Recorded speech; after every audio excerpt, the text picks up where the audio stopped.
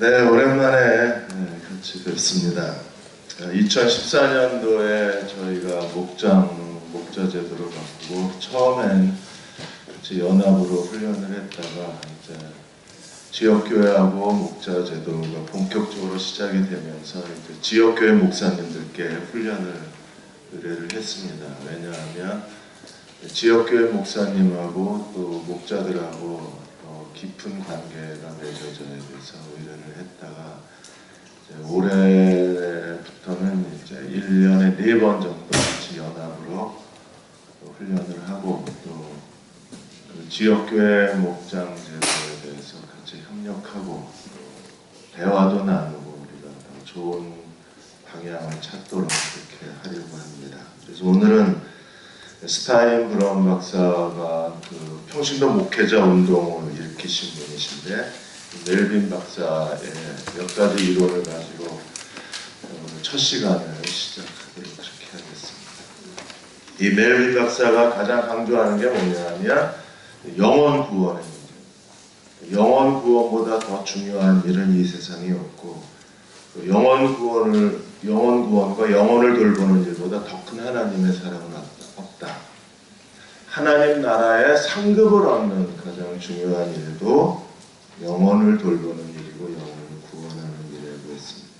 하나님이 우리를 어디에 있게 하시든지 오늘 내가 서 있는 그 자리가 영혼을 구원하는 자리여야 하고 내가 서 있는 그 자리가 영혼을 돌보는 자리여야 한다고 했습니다.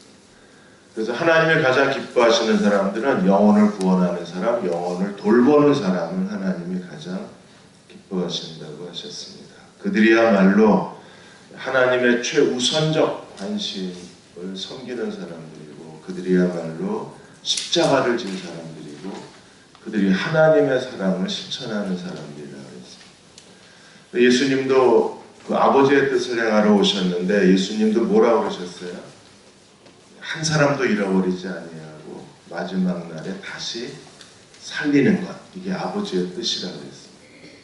한 사람도 잃어버리지 않는 것, 이제 이걸 우리가 영혼을 돌보는 일 또는 목회라고 얘기를 합니다. 목회는 무엇인가? 목회라는 것은 어떤 경우에도 하나님 사랑 안에서 자신을 내어주므로 다른 사람을 돌보는 것, 다른 사람을 돌보는 케어링이 목회라고 그랬습니다.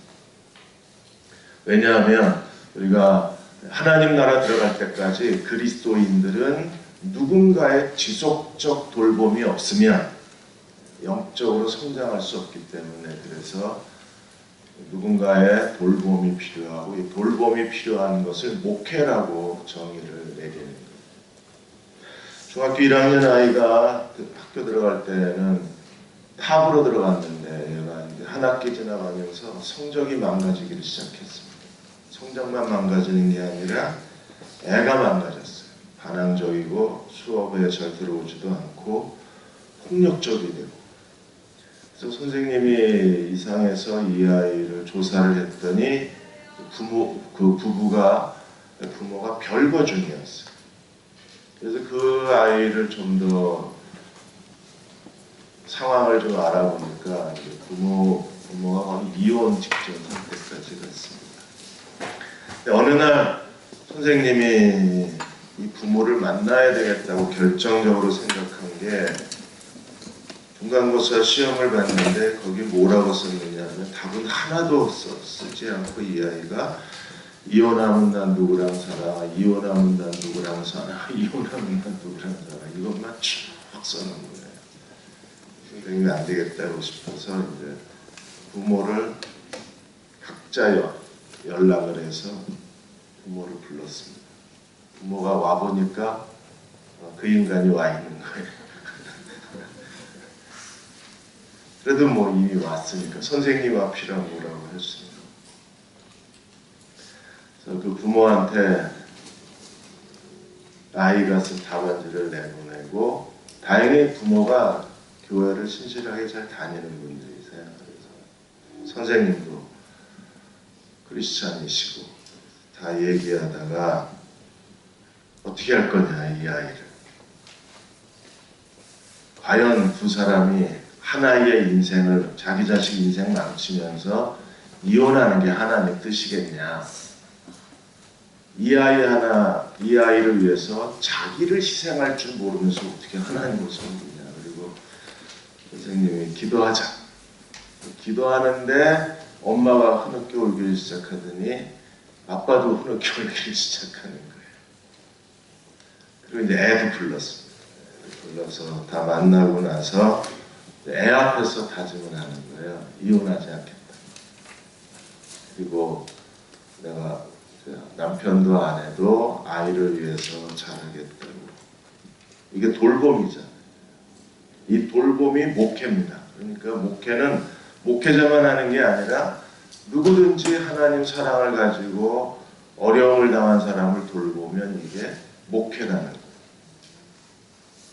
그래서 하나님은 우리를 목회자로 부르셨는데 우리는 고정관념이 뭐냐면 목사만 목회 부르셨다고 생각합니다. 아닙니다. 하나님은 모든 구원받은 성도를 목회자로 부르셨어요. 그래서 멜빈 스타인브라운 박사가 일으키는 운동이 모든 성도는 목회자로 부르심을 받았다는 운동을 일으키는 겁니다. 에베소 4장 11절 12절에 그가 어떤 사람은 사도로 어떤 사람은 선지자로 어떤 사람은 복음 전하는 자로 어떤 사람은 목사와 교사로 세우셨다. 목사는 여기 들어가는 겁니다. 그러면 목사를 세우신 목적이 무엇인가? 이는 성도를 온전케 하고 봉사의 일을 하게 하고 그리스도의 몸을 세우려 하심이라. 그래서 하나님이 모든 성도를 훈련해서 그들이 그리스도의 몸의 지체로 살아야 되는데 지체로 산다는 건 봉사를 하는 거예요. 교회 안에서 우리가 여러 가지 일들을 봉사를 많이 합니다. 그런데 그 교회의 일에 대한 봉사보다 더 우선적인 게 사람을 섬기는 일을 합니다. 사람을 섬기는 걸 목양 또는 목회라고 얘기를 합니다. 그래서 사무엘 사우카드 신학자도 말하기를 평신도는 가장 순수하고 가장 효과적인 목회로 부르심을 받았다는 것을 일깨워줘야 된다. 이게 진정한 제3의 제2의 종교개혁이라는 거예요. 종교개혁, 첫 번째 종교개혁은 뭐였어요? 성도들한테 하나님 말씀을, 성경을 되돌려준 게 첫 번째 종교개혁. 두 번째 종교개혁은 뭐예요? 성도들에게 목회의 권리를 돌려주어야 된다. 목양의 권리를. 그런데 첫 번째 종교개혁이 일어난 뒤에 목회, 성도를 돌보는 목회의 사명을 돌려주지를 못하는 거예요. 이제 거기서 온갖 캐톨릭의 부패가 어디서 일어났습니까? 목회자의 절대 권력에서 일어났어요. 지금 한국교회에서 일어나고 있는 여러 가지 교회, 병폐, 비리, 온갖 교회의 부도덕한 일이 다 어디서 일어나요? 담임 목사의 절대 권력화에서 일어납니다. 이런 시대적 상황에서 다시 하나님이 기뻐하시는 교회로 돌아가려면 목회를 성도들에게 돌려줘야 된다. 이게 제2의 종교개혁. 강남의 어느 교회에 다니는 분이 이번에 이제 기독교 좀 부정적인 팟캐스트 그게 이제 온라인에서 하다가 이제 오프라인에서 모였는데 거기서 그분이 자기는 새로운 교회 새로 건축하면서 여러 가지 비리들이 많이 일어났었는데 이제 그 목사님이 설교하는 예배는 안 들어간다는 거예요. 부서 예배만 드리고. 그게 너무 괴롭다는 겁니다. 근데 그거를 솔직하게 집에서 얘기를 못 하는 거예요. 왜냐하면 아내하고 아이들은 너무 그 목사를 좋아하는 거예요. 근데 자기가 볼 때는 그분은 학력을 위조하고 목사 안수도 위조하고 그리고 논문도 위조하고 불법적으로 예배당을 새로 건축하고 이런 것들이 그분은 너무 마음이 불편한 거예요. 그래서 그런 목사하고는 예배를 드릴 수 없다고 생각이 들어서 이제 부서 예배를 드리는데 아내하고 자녀들은 너무 그 목사를 좋아해요. 그래서 자기는 어떻게 해야 될지 모르겠다고 다른 교회로 옮길 수도 없고, 그렇게 되면 이제 가족이 다 깨지는 거잖아요. 가족이 너무 불편해지는 거죠. 왜 이런 일이 일어나느냐. 그날 그 대화의 결론은 뭐냐면 담임 목사 권한이 너무 크다. 한국 교회는. 이게 그 결론 중에 하나였었어요. 여러 가지 결론이 있었는데 그렇게 되는 가장 큰 이유가 어디 있어요? 목회에 대한 독점권을 목사가 갖고 있는 거예요. 이걸 돌려주자는 거예요. 성도들한테. 제일 먼저 거부하는 게 목사가 아닙니다. 제일 먼저 거부하는 게 성도들이 거부합니다. 아 뭐야, 야 돈 주고 너희 시켰는데 니들이 해야지. 이게 제일 큰 문제. 돌려준다고 해도 실패해요. 아, 거절한대. 힘드는 건 니들이 다 하고. 니들이 누구예요? 목사들이 다 하고. 우리는 편안하게 신앙생활하고 싶으니까 니들이 다 해라. 그래서 월급 주는 거 아니냐. 이렇게 나오기 때문에 이런 교회 안에 이런 보이지 않는 거부 반응이 너무 커서 제2의 종교 개혁이 일어나야 된다는 걸 다 공감하면서도 싫다는 겁니다. 근데 복음적인 목사님들은 다시 목회를 돌려주고 싶어요. 그래서 목사가 해야 될 중요한 일은 성도를 온전케 하고 충분히 훈련시켜서 봉사의 자리로 내보내요. 여러분, 우리가 서로 사랑한다고 말합니다. 서로 사랑하시죠. 뭐가 서로 사랑하는 겁니까? 말만 하면 돼요. 집사님 사랑합니다. 사랑하는 거 아시죠? 그리고 말만 하는. 여기서 서로 사랑한다는 건요, 서로의 목자가 되어주는 거예요. 서로를 목양해주는. 왜냐하면 우리는 끊임없이 누군가의 돌봄이 필요하고 누군가의 격려가 필요하고 누군가의 위로가 필요하기 때문에 그렇습니다. 그래서 사무엘 사우타드는 평신도에게 다시 목회의 사명을 일깨워줘야 한다. 목사는 그들을 준비시켜줘야 하고 사람들에게 봉사하는 성도가 되도록. 교회에서 허드렛 일을 하는 게 아니라, 물론 그 일도 중요하지만 교회에서 육체적 노동이 필요한 그 일만 하는 게 봉사일이 아니라 사람을 사랑하고 사람을 돌보고 사람을 위로하는 것이 진정한 하나님의 사랑이라는 걸 일깨우고 사람을 봉사하도록 하나님의 사랑을 훈련하는 것, 하나님의 사람들을 훈련하는 것, 평신도 목회자를 키우는 것, 이게 진정한 목양이라고 얘기했습니다. 그래서 목사가 혼자 목회를 다하는 게 아니라 목사는 평신도 목회자를 세우는 사람이 목사예요. 여러분 생각해 보세요. 여기에 목사 10명이 교인 2~3천 명을 다 돌볼 수는 없습니다. 그런데 교인 2~3천 명이 서로가 서로를 돌봐준다면 우리는 하나님 사랑의 공동체가 될 수 있고 하나님의 위로의 공동체가 될 수 있고 성령 안에서 우리는 하나님 나라의 역동성을 체험할 수 있을 거예요. 서로가 서로를 돌봐줄 수만 있다. 그런 사랑의 공동체, 서로 돌보는 목회 공동체를 만드는 사람이 목사라는 거예요. 목사 네가 다 알아서 해. 월급 주니까 월급 받는 만큼 열심히 일해. 그런데 아무리 목사가 열심히 뛰어다니고 일을 해도 결국에는요, 교인들한테 계속 터져나오는 소리는 왜 우리를 안 돌보아 주냐, 이 소리가 터져나올 수밖에 없어요. 그 소리가 안 나오려면 최소한 지금 현대 목회학에서는 교인 40명당 목사 하나가 있어야 된다. 우리 교회에서 그 현대 목회학 관점에서 목회자를 세우려면 여러분 헌금을 지금보다 20배, 30배는 더 하세요.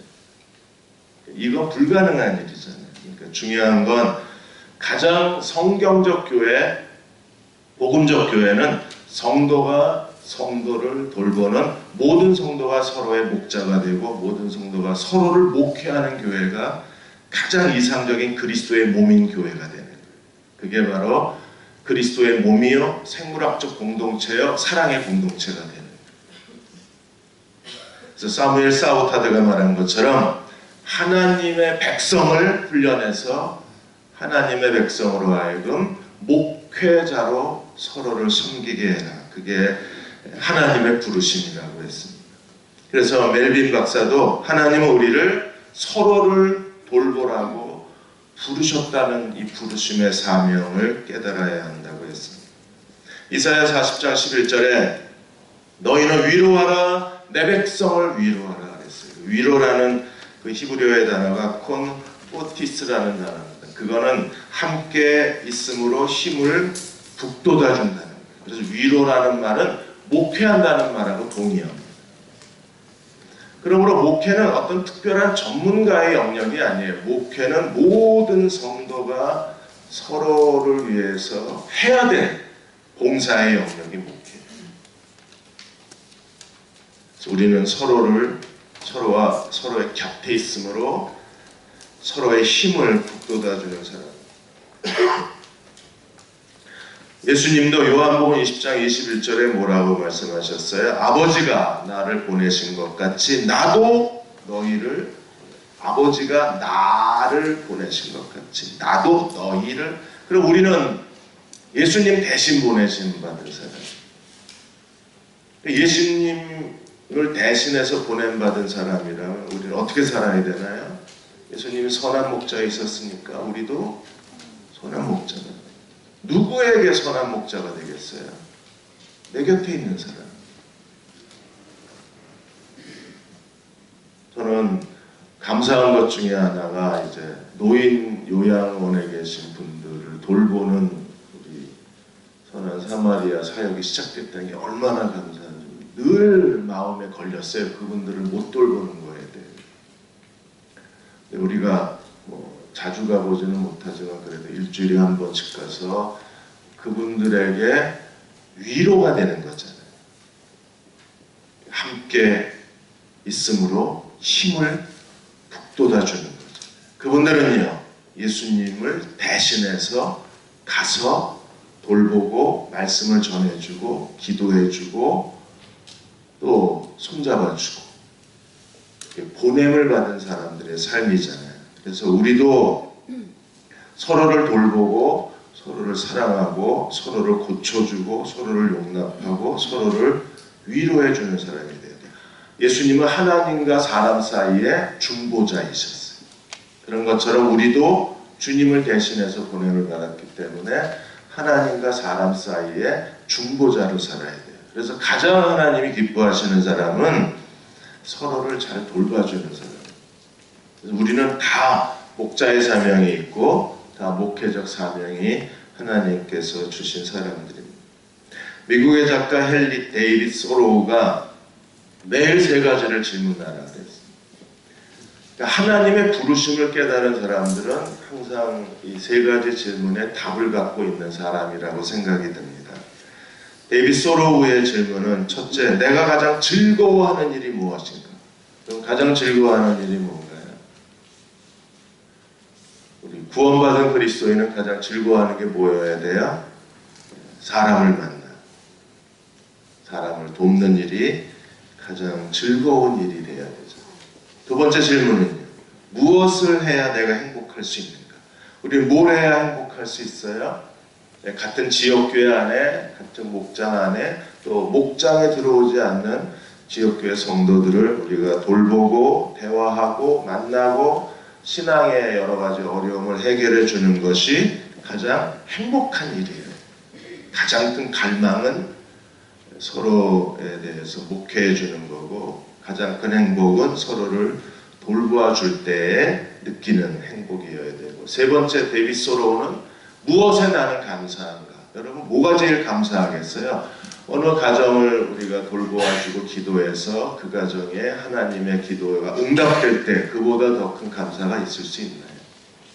그래서 제일 중요한 거는 사람을 많이 돌보는 사람들이 교회 안에 필요합니다. 교회가 커질수록 더 서로가 서로를 돌보는 목양체제, 이 목양의 공동체가 세워지지 않으면 교회는 구멍이 뻥뻥 뚫려요. 그래서 사람들은 왜 나를 돌보아주지 않느냐고 소리를 지를 수밖에 없는 구조가 되는 겁니다.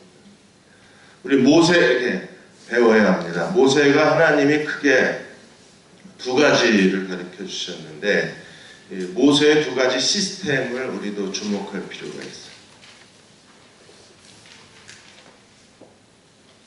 제가 가끔 이게 축농증 때문에 약을 먹으면 이게 입이 말라요. 어제도 계속 약을 먹었더니.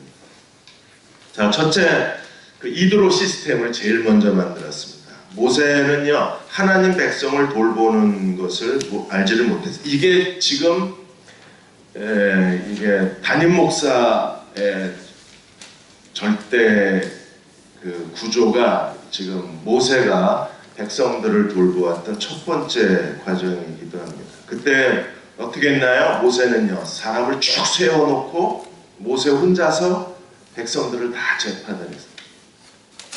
그러니까 출애굽기 18장에 이드로가 와서 봤을 때 모세도 지치고 백성들은 더 지치는 거예요. 계속 기다려야 되니까.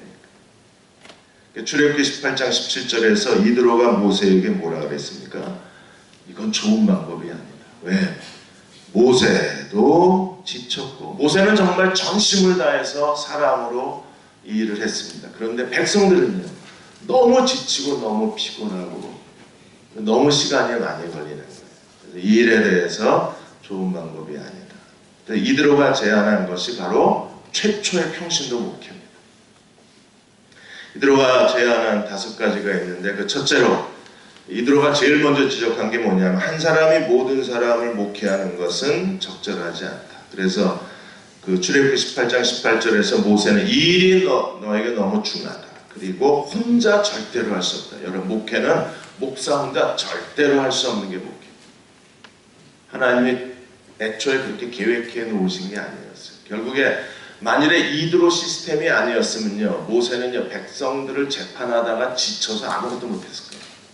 백성들도 모세와 상담하려고 하면, 생각해 보세요. 60만 3,550명이었는데 1차 인구 개수한 게 뭐 20세 이상의 상담한 사람이 남자만 60만이잖아요. 곱하기 2하면 130만이에요. 120만이 넘는 거죠. 그러면 120만의 사람이 하루에 20명씩 상담을 한다 그러면 순서표가 130만 번이 다 돌아가려면 평생에 몇 번이나 모세를 만나서 상담할 수 있어요. 혼자는 절대로 할 수 없다고 말합니다. 두 번째는 굉장히 간단했어요. 이드로가 제시한 게 뭐였습니까? 18장 21절에 천부장, 백부장, 50부장, 10부장 4개의 조직을 세웠습니다. 그런데 이 4개의 조직을 이끌어갈 사람은 아무나 되는 게 아니라, 세 번째, 필요한 자질이 있었죠. 그래서 어떤 자질이 있었나요? 18장 21절에 22절에 온 백성 가운데에 능력 있는 사람. 어떤 능력이 있어야 되나요? 제일 중요한 게 뭐예요? 하나님을 두려워하는. 그 다음에 뭐가 필요합니까? 진실이에요. 가장 중요한 게 하나님을 두려워하는 것. 그리고 사람을 돌보는 일에 정말 필요한 첫 번째 자질은 진실성입니다. 그 다음에 불이한 이익을 미워하는 사람, 욕심이 없어야 되죠. 진실하면, 하나님을 두려워하면 불이한 이익을 거절하게 되어 있습니다. 그래서 하나님을 두려워하고 자기 자신에게 진실하고 불이한 이익을 미워하는 사람을 살펴서 백성들을 돌보게 해라. 그래서 백부장, 천부장, 백부장, 50부장, 10부장을 세워라. 그리고 그들이 때를 따라 백성을 재판하게 해라. 그래서 필요할 때마다 수시로 언제든지 재판을 할 수 있게 하는 거예요. 그래서 큰 일은 다 모세에게로 가고 작은 일은 스스로 재판하게 했습니다. 그래서 그리하면 그들이 너와 함께 담당할 것인즉 일이 네게 쉬우리라. 모세 혼자 하면 일이 너에게 너무 중하니라. 이렇게 천부장, 백부장, 50부장, 10부장이 세워지면 일이 내게 쉬우리라. 하나님이 오늘 오신 여러분들을 하나님이 세우신 것은요, 하나님이 여러분들을 능력 있는 사람으로 보신 겁니다.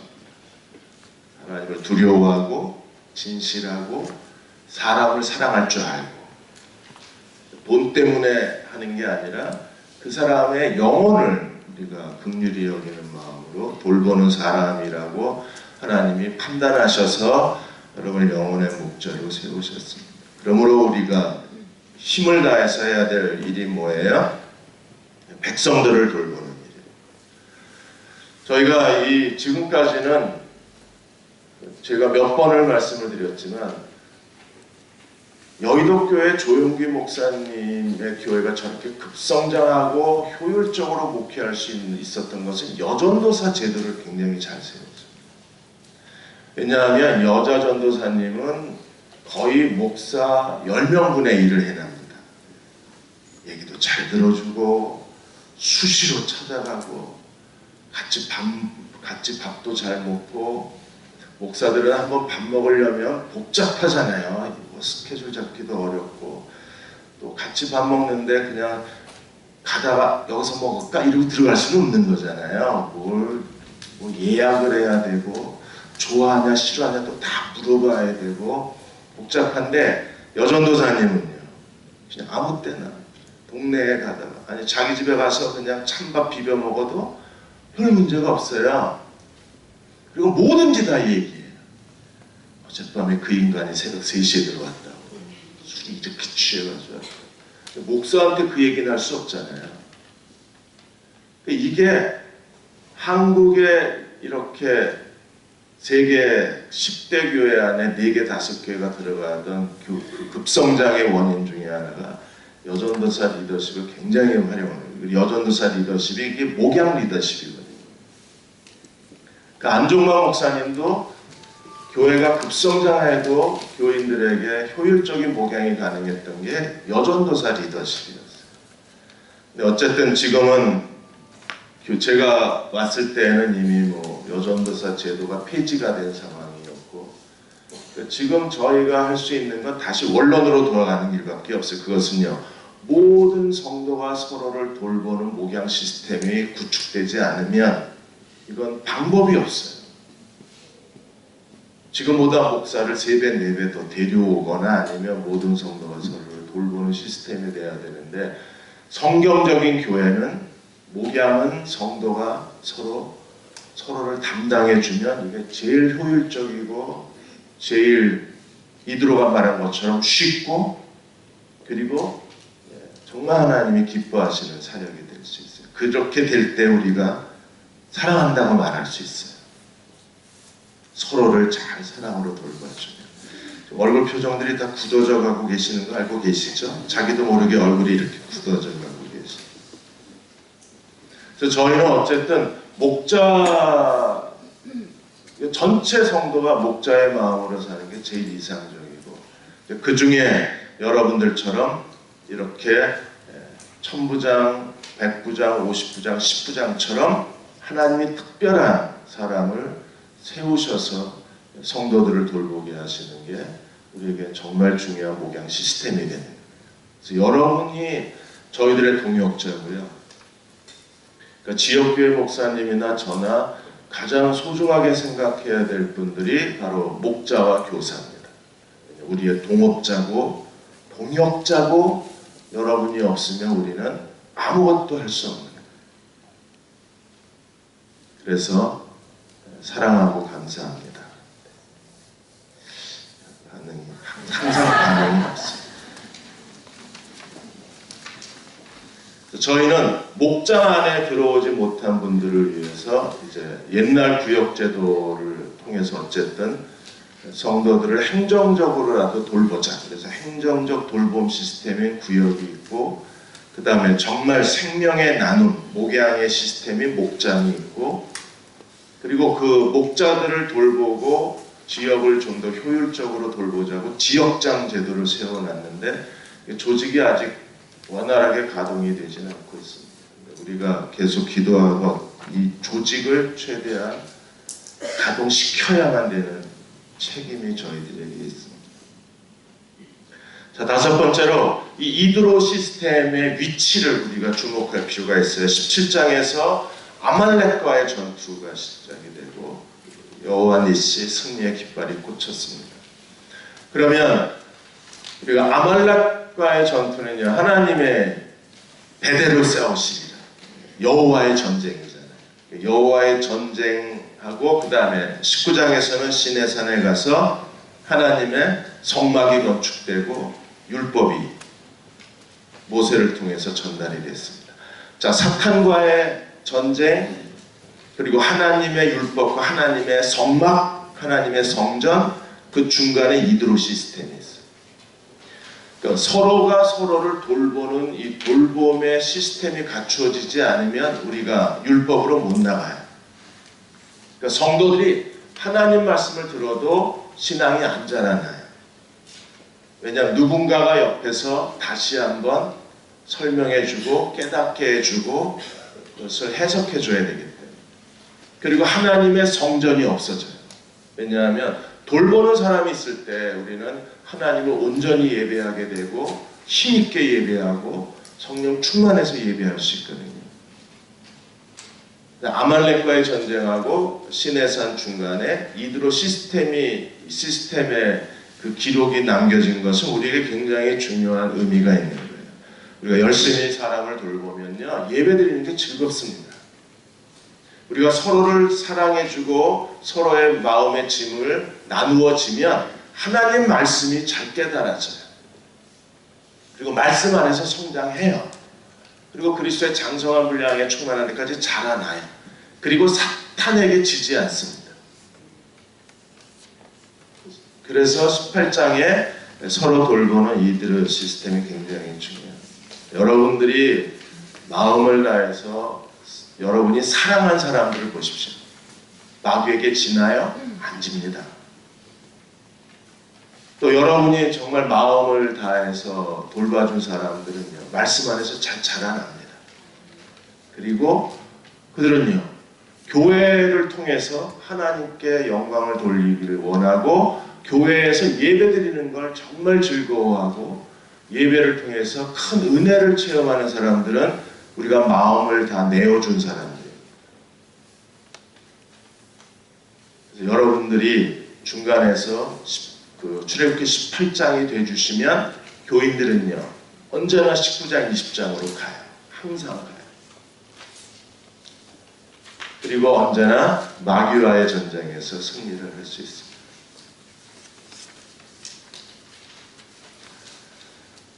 부담스러우십니까? 네, 이럴 줄 알았어. 그 다음에 두 번째, 하나님이 모세에게 민수기 11장에서 이제 백성들 중에 몰래 들어온 이방인들이 악심을 품고 탐욕을 전염을 시켰습니다. 그래서 이스라엘 백성들이 하나님 앞에 맨날 우리는 뭐 밀가루만 해먹고 뭐 부침개 해먹고 만두 해먹고 우리는 맨날 수제비 떠먹고 밀가루만 먹는 사람들이라고 소리를 지르게 했습니다. 하나님이 그 백성들의 원망에 대해서 이제 모세가 하나님께 말하는 게 이제 11절에서 14절까지 민수기 한번 읽어볼까요? 큰 소리로 찍겠습니다. 모세가 여호와께 여짜오되 어찌하여 주께서 종을 괴롭게 하시나이까? 어찌하여 내가 주의 목전에서 은혜를 입지 아니하시고 이 모든 백성을 내게 맡기사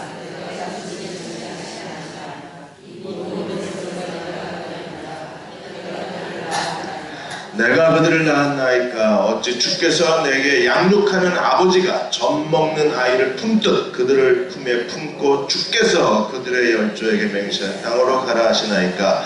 이 모든 백성에게 줄 고기를 내가 어디서 얻으리이까? 그들이 나를 향하여 울며 이르되 우리에게 고기를 주어 먹게 하라 하온즉 책임이 심히 중하여 나 혼자는 이 모든 백성을 감당할 수 정말 모세처럼 소리 지르고 싶은 날이 진짜 많습니다. 제가 제일 고통스러울 때가 언제냐면 왜 교회가 성도들을 잘 돌보지 않냐 이 소리 들을 때마다 아주 가슴이 찢어집니다. 그날 밤 잠을 못 이룹니다. 어떻게 방법이 없어요. 제가 손오공처럼 머리털을 뽑아서 휙 해가지고 조경호가 한 100명쯤 나타나면 좋겠어요. 동네마다 조경호 하나씩 세워놓고 문화동에도 하나 있고 오리동에도 한 놈 있고 조경호가 100놈 있어가지고 그렇게 해달라 그래야 되겠다. 손오공 나박처럼 하나님 제가 머리털 뽑을 테니까 조경호 100놈만 만들어다. 그거 방법이 없어요. 왜 교인들을 안 돌보냐 그럴 때마다 진짜 죽고 싶은 마음이 들어요. 왜요? 목사가 있는 목적이 뭔데? 교인 돌보라고 있는 거예요. 교회가 왜 있습니까? 교인 돌보라고 있는데 그걸 못하고 있다고 지적을 받으면 그것보다 더 큰 무능이 어디 있어요? 그보다 더 큰 절망이 어디 있어요? 그건 저를 아예 그냥 구덩이 속에 파묻는 거죠. 근데 실제로 그렇게 돌보지 못한 성도들이 소식이 들릴 때마다 진짜 마음이 아픈 거예요. 저희가 어느 정도 이제 상처가 회복이 되고 그러면 말씀 위에 서고 복음의 중심성이 잡히면 이제 일으키고자 하는 운동이 그 운동입니다. 모든 성도가 목자가 돼서 서로를 돌보자. 워낙은 오래 그걸 하려고 했는데 저희가 이제 오래가 돼야 말씀의 중심점이 잡히는 것 같아요. 그냥 그거는 강단에 서서 설교하는 목사만 느끼는 부분입니다. 이렇게 말씀 중심성이 되면 올 하반기나 내년 초쯤에는 이제 이 운동을 좀 벌이려고 합니다. 모든 성도가 서로를 돌보자. 사랑이 뭐냐? 우리가 서로의 목자가 되는 거다. 그 운동을 좀 시작하려고 합니다. 그때까지는 이 빈 공백이 너무 두렵고 이 목회의 빈 공백이 너무 마음 아픈 겁니다. 그래서 여러분들이 목자 되신 여러분들이 하나님이 세우신 목자들이시기 때문에 우리가 열심히 협력해서 지역교회 목사님들하고 지역장 또 목자들 구역장 이런 분들이 그때까지 모든 성도가 서로를 돌보는 목양 공동체가 이루어질 때까지는 저희들이 빈 공백을 잘 메꿨으면 합니다. 최선을 다해서. 그래서 모세가 나 혼자 감당할 수 없다고 소리 질렀을 때 하나님이 두 번째 모델을 가르쳐 주신 거예요. 그래서 민수기 11장 16절 17절에 하나님이 두 번째 그 시스템 천부장 100부장, 50부장, 10부장 이 첫 번째 이드로 시스템 외에 이제 두 번째 장로 시스템을 세운 겁니다. 그래서 16절, 17절 한번 큰 소리로 읽어보겠습니다. 시작. 여호와께서 모세에게 이르시되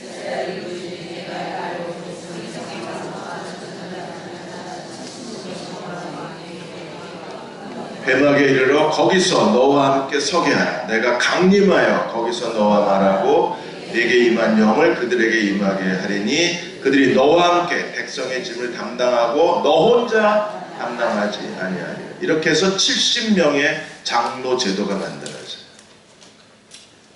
그래서 시내산에 모세가 꼭대기 올라갔을 때 70명의 장로는 산 중턱에 있었고 백성들은 산 기슭에 있었죠. 여기서 70명의 장로들을 하나님이 세우시게 돼요.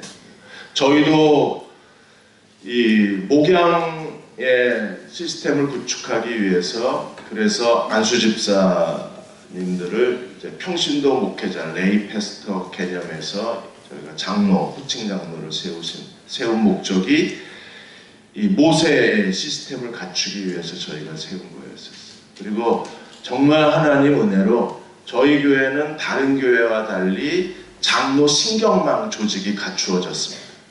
저는 처음에 그냥 장로님들을 사역 조정 팀 조직을 하려고 했어요. 천부장처럼 그랬는데 장로님들이 오히려 한 걸음 더 나아가서 모든 부서마다 1:1 조직을 만들어내신 거예요. 이게 장로님들의 아이디어에서 나온 겁니다. 장로회 자체에서. 그래서 저희는 지금 모든 부서마다 장로님들이 1:1로 배치가 되어 있어요. 사역교회, 지역교회 다 부서교회, 그리고 위원회 사역을 그동안 돌보지 못했는데 이번에 이제 5개 국이 만들어지면서 이제 각 위원회에도 장로님들이 배치가 된 거예요. 그래서 주일날 장로회가 모이면 장로회의 모든 정보가 다 들어와요. 부서교회 정보 다 들어오고 지역교회 정보 다 들어오고 각 위원회 정보가 다 들어와. 이걸 장로회 신경망 조직이라고 우리가 이름을 붙인 겁니다. 이게 대한민국에 제가 알기로는 대흥침례교회 하나밖에 없는 걸로 알고 있습니다. 좀 감사하고 좀 감동도 좀 하고, 대한민국에 하나라는데 확실하진 않아요. 제가 알아본 바에 의하면 어디가 또 누가 했겠는데 일단 제가 아는 상식 범위 내에서는, 저도 뭐 목사님들을 꽤 많이 만나니까 알기로는 없는 것 같아요. 그런데 이게 정말 70명의 장로와 모세가 짐을 나눠지는 거잖아요. 그러니까 목양의 짐은 천부장, 백부장, 50부장, 10부장이 하고 교회의 행정적 짐은 70명의 장로가. 근데 지금 어쨌든 대흥교회는 구조적으로는 이 2개가 있다는 거예요. 구조적으로. 이게 최대한 이제 가동이 돼야 되겠지만 구조적으로는 2개가 있는 겁니다.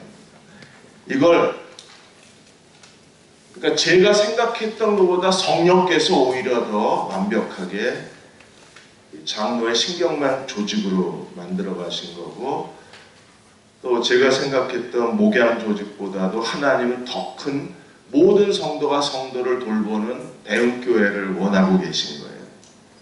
그래서 워낙 제가 올해 그걸 좀 어느 정도 세워놓으면 좀 여러 가지 고민하는 문제들을 해결하려고 했는데, 일단은 이제 올 하반기나 내년도에 설교가 시작이 되면 여러분들이 이제 드디어 성령께서 때를 주셨구나라고 생각하시고 정말 기도 많이 해주십시오. 그래서 모든 성도가 성도를 돌보는 평신도 목회 시스템만 갖추면 평신도가 서로를 돌보고 장로의 신경망이 들어가고, 이보다 더 완전할 수는 없는.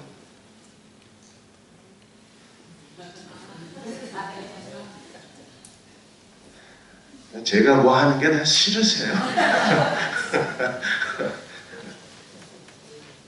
자, 마지막 3번째. 평신도 목회. 자, 지금 한번 평신도 목회가 뭔지를 한번 체험해 보겠습니다. 3사람이 죄송하면 짝을 좀 쳐주시고, 목사님들도 다 들어오세요. 들어오셔서 3사람이 짝을 지시겠습니다. 3명.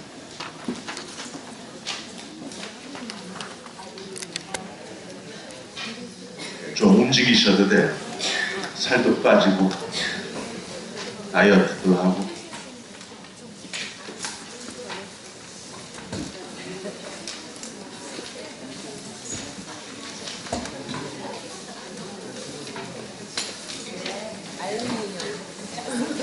자, 3사람입니다. 3사람. 3사람이 짝을 치셔서 1, 2, 3번 번호를 매기세요. 1, 2, 3번. 매기셨습니까? 자, 그러면 1번이 기도 제목을 말합니다. 1번이 기도 제목을 말하면 여러분 1분씩 기도합니다. 1번이 기도 제목을 말하거나 또 뭔가 부탁을 하면 여러분들이 그걸 가지고 1분씩 기도합니다. 자, 1번 얘기하세요. 자, 여러분이 지금 뭐 했는지 아십니까? 예, 이게 목회입니다. 지금 여러분은 목회를 경험하신 거예요. 목회란 무엇입니까? 같이 써주는 거. 목회라는 게 뭐예요? 서로의 이야기를 주고받고 들어주는 거. 목회가 뭡니까? 그를 사랑해서 그 사람을 위해서 기도해 주는 거. 여러분들이 지금 한 건 3인조 기도가 아니라 이걸 우리가 목회했다고 얘기하는 거예요. 사랑하고 들어주고 같이 걱정하고 같이 기도해 주는 거예요. 이게 목회입니다. 그래서 우리가 이 평신도 목회라고 했을 때 뭐 거창한 게 아니에요. 목사랑 맞먹으라는 게 아닙니다. 목사 없이 우리가 하겠다는 게 아닙니다. 최대한 목사에게 훈련을 받고 목사의 리더십을 따르고 목사와 함께 여러분들이 목회의 동역자가 되는 거예요. 세 가지를 우리 기억해야 되는데, 첫째로 모든 사람이 평신도 목회를 원하는 건 아닙니다. 그럼에도 우리는 어떤 방법으로든지 그 사람을 목양의 자리로 데려가야 돼요. 멜빈 박사가 그의 저서에 루스라는 한 자매의 이야기를 했습니다. 루스가 목자가 이분한테 신방 가겠다 그랬는데 계속 이 루스라는 분이 신방을 거절을 해요. 그래서 목사님에게 보고를 합니다. 이분이 신방을 거절한다. 그래서 담임 목사가 목자를 데리고 연락도 안 하고 주일날은 다 집에 있으니까 주일날 오후에 루스의 집을 찾아가는 거예요. 문을 열고 보니까 담임 목사가 서 있는 겁니다. 거절하지는 않고 굉장히 당황한 표정으로 집에 들어오라고 허락을 했습니다. 그래서 응접실에 잠깐 기다려달라고, 자기가 지금 쿠키를 만드는데 다 만들어 놓고 오겠다. 한참 기다렸더니 이제 부엌에서 일이 끝나고 루스가 온 거예요. 오고 나서 이 얘기를 들으니까 남편하고는 헤어진 이유가 어머니가 계신데 어머니가 많이 아픈 거예요. 그래서 그 병약한 어머니를 모시고 사느라고 남편하고 이혼도 하고, 어머니를 돌봐야 되니까 낮에 가서 일을 해야 돼요. 그리고 저녁하고 주말하고 주일에는 자기가 엄마를 돌봐야 돼요. 평일날에는 일하는 시간에는 이제 시에서 보내는 돌보미가 와서 돌봐주는데, 나머지 시간은 유일하게 자기 딸이 자기밖에 없으니까 자기가 돌봐줘야 돼요.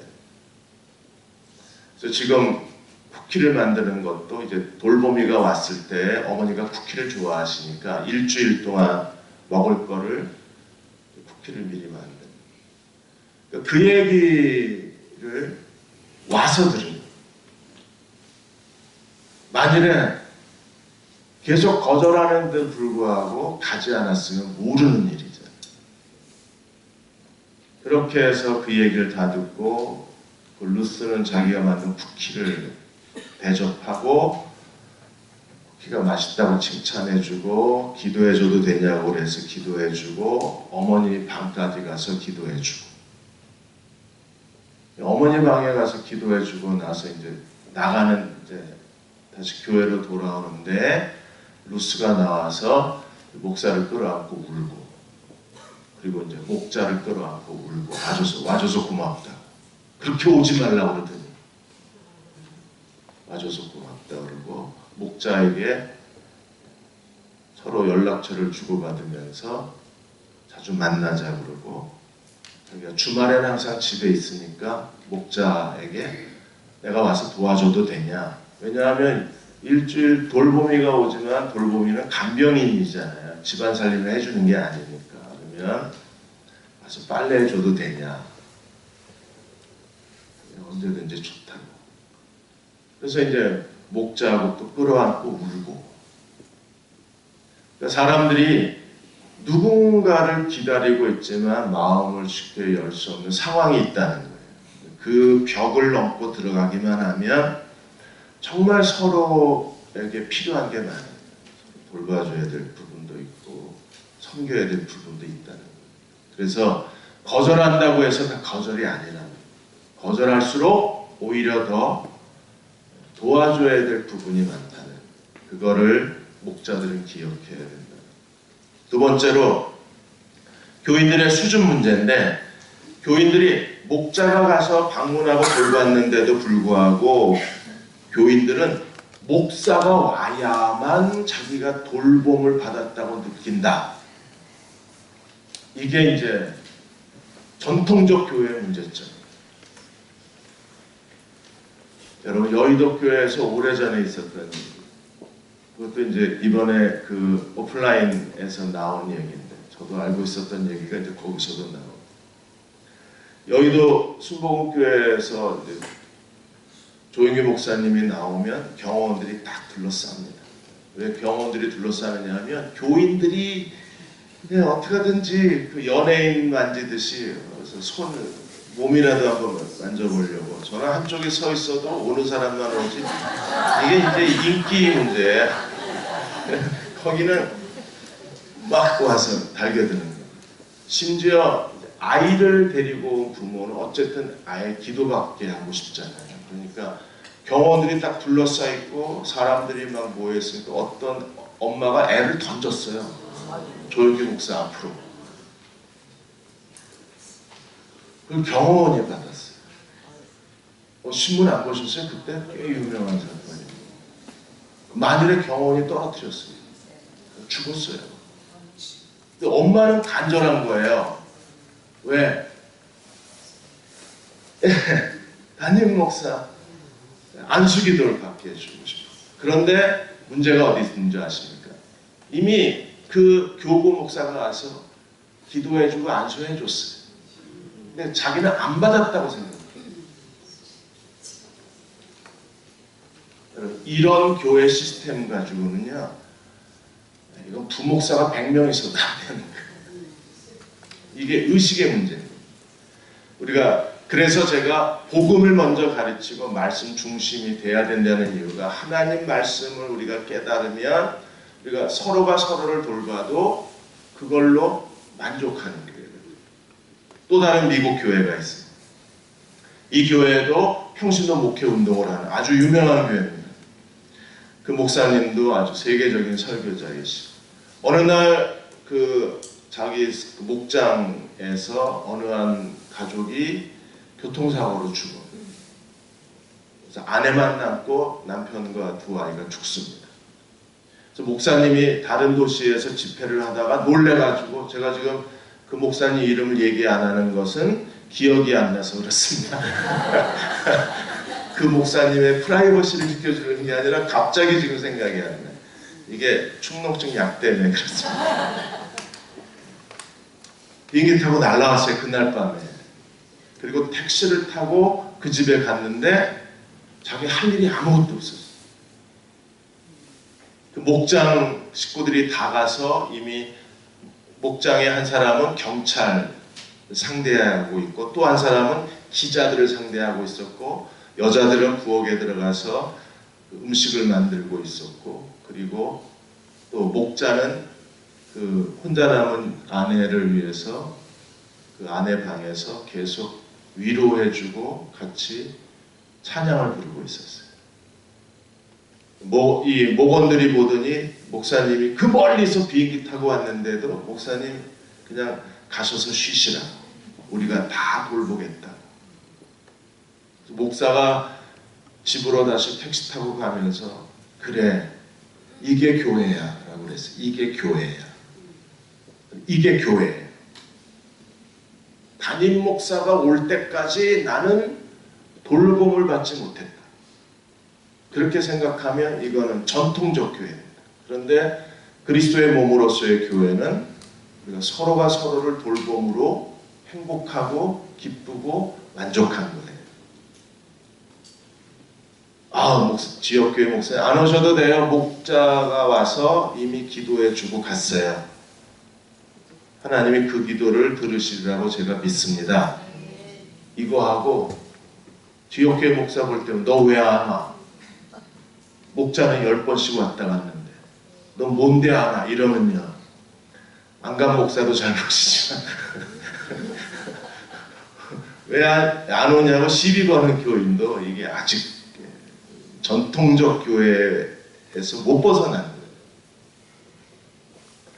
거예요. 우리가 더 복음적이 되고 성숙한 교회가 되면 서로가 서로를 돌보는 걸로 정말 기뻐하고 만족할 수 있어야 돼요. 왜? 우리 안에 성령이 계시니까.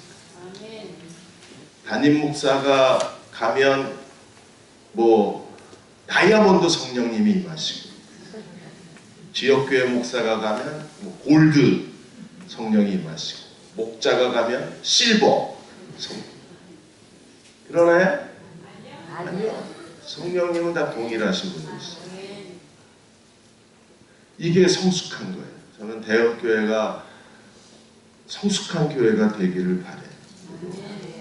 한번 도전해보고 싶어요. 그래서 모든 성도가 서로를 돌보는 교회가 되고 그렇게 서로를 목회하는 교회가 되면 이보다 더 아름다운 그리스도의 몸은 없다고 생각이 듭니다. 그래서 케네스 하우 박사는 뭐라 그랬냐면 평신도 목회자가 목회할 때 성도들은 목회를 받았다고 기뻐하면 그게 진짜입니다. 근데 목사가 올 때까지 대행자, 목사 대행자라고 생각하면 이거는 옛날 교회. 현대 교회는 나는 서로가 서로를 돌봤기 때문에 나는 목회를 받았다고 생각해요. 그래서 진짜 목회자는요, 여러분이 진짜 목회자예요. 여러분이 돌봐준 걸로 교인들은 나는 돌봄을 받았다고 느껴야 돼요. 그게 성숙한 교회가 되는 겁니다. 마지막으로 세 번째, 백내백 장로님 얘기를 했습니다. 백내백은 아시아나항공 파일럿입니다. 이분이 나는 평신도 목회자라는 책을 썼는데 거기에 자기가 감동 있는 그 목자가 해야 될 일이 뭔가에 대해서 세 가지를 얘기를 하세요. 항상 하나가 뭐냐면 같이 밥 먹자. 밥 먹는 가족, 식구가 되잖아요. 그래서 같이 밥 먹으면서 많이 친해졌다는 얘기를 하고, 두 번째는 가장 사람들이 원하는 최고의 선물이 뭔가를 알았다는 거예요. 그 최고의 선물이 경청, 들어주는 거예요. 자기가 이 평신도 목회를 하면서 깨달은 게, 들어줄 때에 목회가 이루어지고, 잘 들어줄 때에 성령이 역사하시고, 잘 들어줄 때에 하나님의 치유가 임하더라. 이걸 이제 이분이 깨달으신 거예요. 그 다음에 세 번째가 내가 잘하는 걸로 섬기면 된다는 거예요. 다른 사람처럼 하려고 흉내내지 말고 내가 잘하는 걸로 성도들을 섬기면 성도들이 거기서 큰 만족을 얻는다. 여러분이 잘하는 걸 가지고 같이 하시면 돼요. 다른 사람 흉내내려고 애쓸 필요가 없습니다. 그래서 이렇게 하다 보니까 매주 하나님 말씀을 같이 나누면서 만나는 이 사람들이 가족 이상의 가족이 되고 가족처럼 생각이 되고 그 사람들과 같이 있는 시간이 너무 충만하고 그야말로 하나님의 성전, 하나님의 율법이 완성이 되는 매주 모이다 보니까 하나님이 여러분의 목장에도 이런 하나님 역사가 일어나고 있다는 이야기를 제가 많이 들었습니다. 저는 금요일마다 목자와 교사를 위한 중보기도를 빼놓지 않습니다. 하나님이 여러분의 목장에서도 하나님의 성전의 영광, 하나님의 율법의 깨달음이 날마다 더해지시라고 믿습니다. 이렇게 하는 게 뿐만 아니라 박내백 장로는 4년이 되니까 이제 훈련받은 부목자를 분가해서 내요. 최초의 이제 분가를 경험한 게 이제 4년 만의 일이고 그렇게 해서 내보낸 목자들의 숫자가 10몇 명이라고 그 책에다 써놓으셨다. 그래서 나만 잘 되는 게 아니라 나를 닮은 목자를 많이 키워내셔. 나를 닮은 목자. 다른 사람을 돌보게 할 수 있어야 합니다. 그렇게 될 때 여러분들이 우리의 사역을 통해서 하나님이 큰 복을 내리시고 우리의 사역을 통해서 하나님 모든 성도가 성숙한 그리스도의 자리까지 성장할 수 있는 은혜가 공급이 되고 생명이 공급이 되고 진정한 사랑의 공동체가 세워지게 될 것입니다. 그러한 사역을 감당하는 저와 여러분이 되시기를 주의 이름으로 축원합니다. 질문 있으시면 잠깐 나누고 오늘 빨리 밥 먹어야 된다니까 밥 먹으면서 지옥교회 오는 거예요.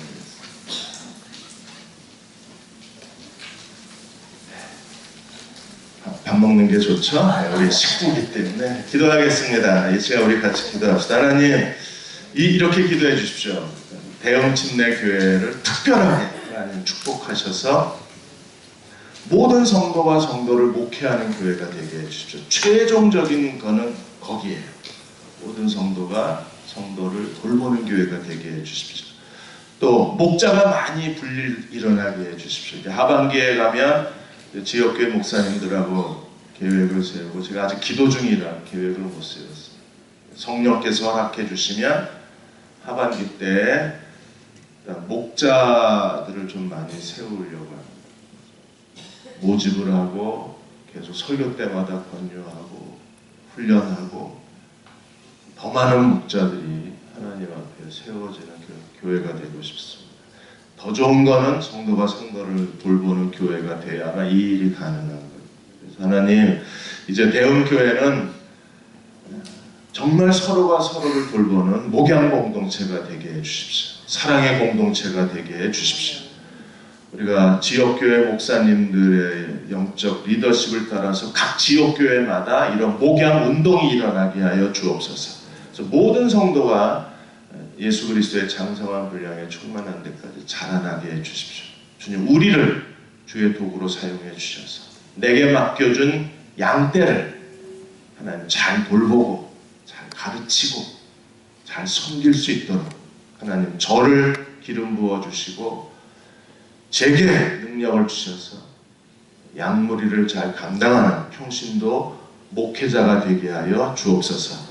1, 2분간 합심해서 통성을 기도하고 제가 마무리 기도하겠습니다. 아버지 하나님, 그리스도의 몸인 교회를 세우기 위해서 대흥 침례교회는 지금 절반쯤 왔습니다. 하나님, 나머지 절반도 잘 걸어갈 수 있도록 하나님 말씀으로 가르쳐 주시고 모든 성도들을 일깨워 주시고 성령의 거룩한 자각이 우리 안에 일어날 수 있도록 함께하여 주옵소서. 오늘 이렇게 사랑하는 목자들을 세워주신 것 참 감사합니다. 저희들에게 이분들이 너무나 소중합니다. 이분들 없으면 우리는 아무것도 할 수가 없습니다. 하나님, 지혜를 더하여 주시고 성령의 능력과 열매를 더하여 주시고 그 입술에 주의 말씀을 담아 주시고 하나님 사랑을 크게 흘러넘치게 하여 주셔서 내게 맡겨주신 양무리를 사랑으로 잘 돌보게 하여 주셔서 그리스도의 제자로 세우는 일에 저희 목사들과 함께 좋은 팀워크를 이루게 해주시고 목사의 동역자가 되게 하여 주시고 하나님 나라의 동업자가 되어서 착하고 충성된 종아 잘하였도다 칭찬받는 그리스도의 일꾼들이 되게 주옵소서. 오늘 우리가 함께 나눈 여러 가지 이야기들을 하나님 깨닫게 해주시고 대흥교회가 어떤 교회로 가야 할지 동일한 비전을 품게 하여 주시고 그 일을 이루기까지 함께 무릎 꿇고 성령의 도우심을 구할 수 있는 사랑하는 목자들이 되게 하여 주옵소서. 목자들의 가정이 하나님 복을 받아야 합니다. 자녀들이 언제나 부모의 기쁨이 되고 모두의 부러움이 되게 하여 주시고 하나님 재물 얻는 능력을 더하여 주셔서 하나님이 우리에게 준 축복을 다른 사람들에게 나누어주고 베풀어주는 목자들 되게 하여 주옵소서. 성령의 은사도 크게 더하여 주셔서 사람들을 돌보고 섬기는 데 조금도 부족함이 없도록 성령께서 때마다 능력을 더해 주시고 지혜를 주시고 기도를 응답하여 주시고 하나님의 능력이 나타나는 목장이 되게 주옵소서. 사랑하는 목자를 주의 거룩한 제단에 바칩니다. 하나님, 이분들의 헌신이 크고 풍성한 열매를 맺게 하여 주옵소서. 예수님의 이름으로 축복하고 기도드립니다. 아멘. 감사합니다.